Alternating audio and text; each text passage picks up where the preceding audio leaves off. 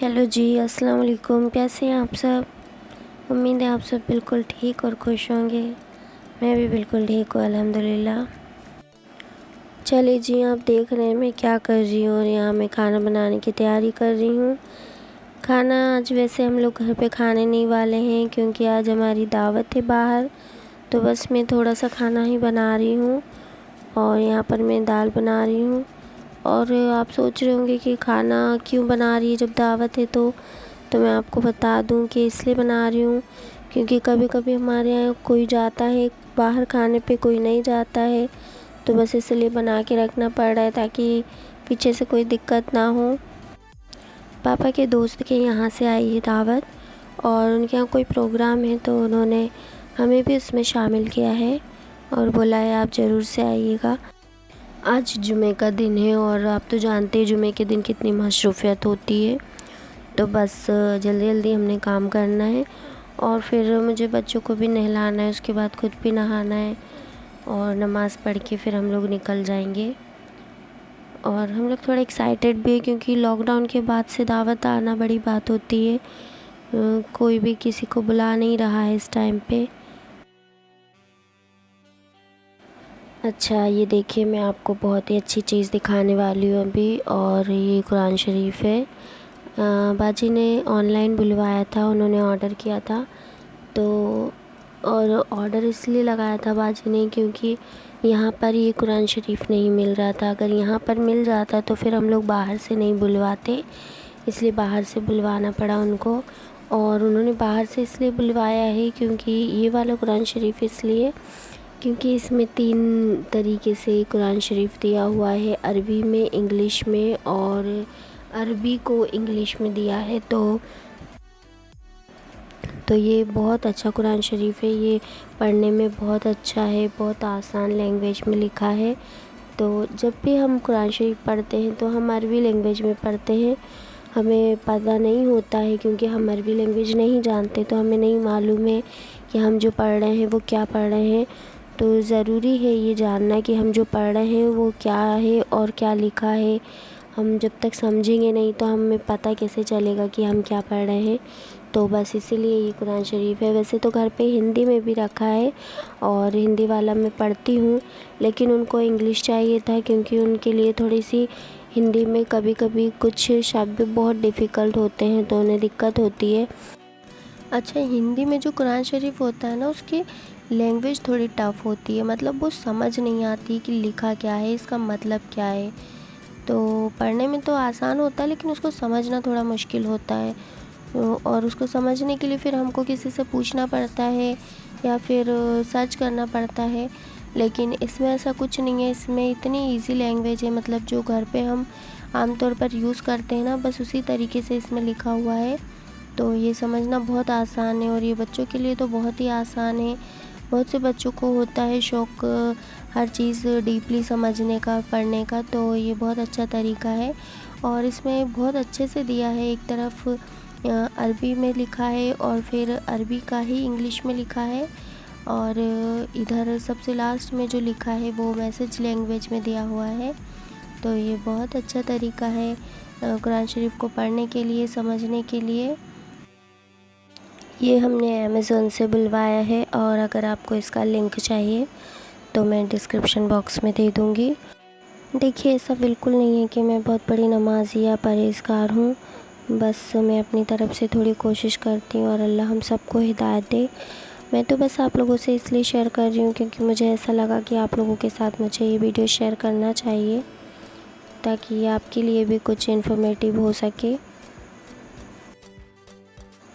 अच्छा, और हारिश को मैंने नहला दिया है। हारिश को नहलाना पड़ता है, अयान को नहलाने नहीं पड़ता, वो तो खुद ही नहा लेता है, तैयार भी हो जाता है। लेकिन उसको मैं ज़बरदस्ती अपने हाथों से तैयार करती हूँ क्योंकि वो बस ऐसे ही कपड़े पहन के और बस ऐसे ही तैयार हो जाता है, कुछ लगाता नहीं, कुछ नहीं। तो मैं उसको ज़बरदस्ती अपने हाथों से तैयार करती हूँ। और हारिश को तो ज़बरदस्ती करने की ज़रूरत नहीं होती है, वो बिल्कुल मेरे हाथों से ही होता है क्योंकि उसको सारा मेकअप करना होता है, बस लड़कियों की तरह तैयार होना होता है उसको, सारा कुछ लगाना है, ये भी लगा दो, वो भी लगा दो। और कपड़ों के मामले में भी वो बहुत अपने बारे में सोचता है कि नहीं मैंने ये पहनना है, मैं इसमें अच्छा लगूँगा, इसमें नहीं लगूँगा। तो बस वो छोटा बहुत है लेकिन अपने बारे में बड़ी फ़िक्र रखता है और बस उसको ये लगता है मुझे स्मार्ट दिखना है। अच्छा, मैंने भी किचन के जो भी काम थे मेरे छोटे मोटे सारे निपटा दिए और उसके बाद मैंने नहा लिया, क्योंकि मैंने भी फिर हारिश अयान को दोनों को ही तैयार करना है और बाहर भी जाना है। तो फिर ऐसे में दिक्कत हो जाती है और फिर जो घर पे आएगा तो फिर उनको घर पे भी खाना देना होगा।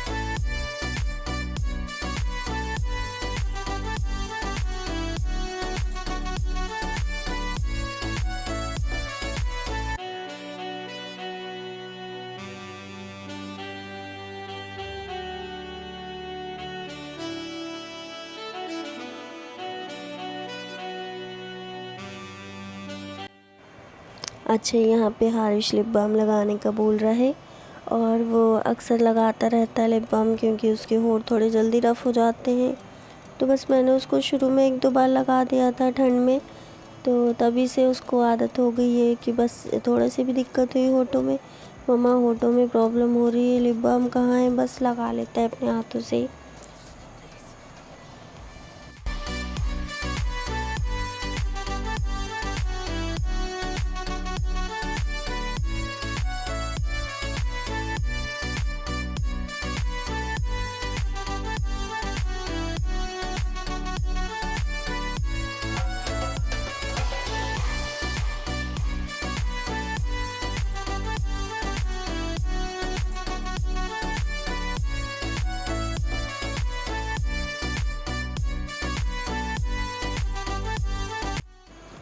अच्छा, अयान ने नहा लिया है तो अब वो बस नमाज़ की तैयारी कर रहा है, क्योंकि नमाज़ का टाइम हो गया है। तो बस वो नमाज़ पढ़ने जाएगा, फिर उसके बाद जब वो आ जाएगा तब मैं उसको तैयार कर दूँगी।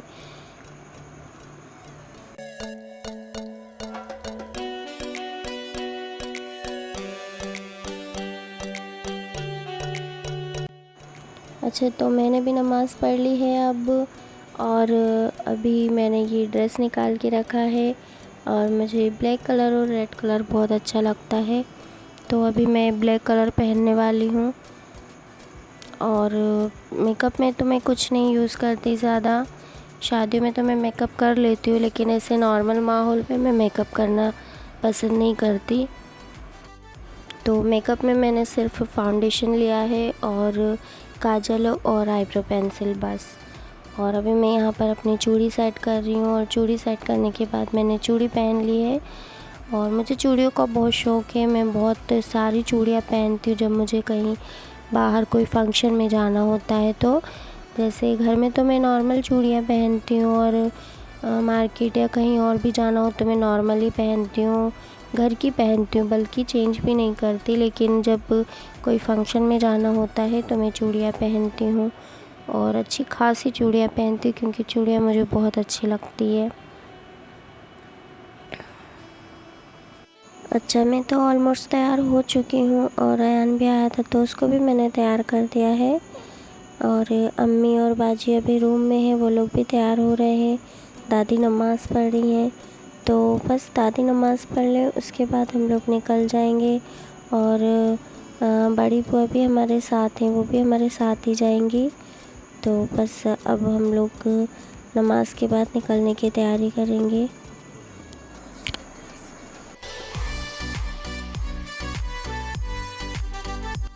अच्छा, तो हम लोग आ गए हैं वहाँ पर और मैंने रास्ते का फुटेज नहीं दिखाया आपको, क्योंकि बड़ा लंबा रास्ता था और बोरिंग सा भी था इसीलिए।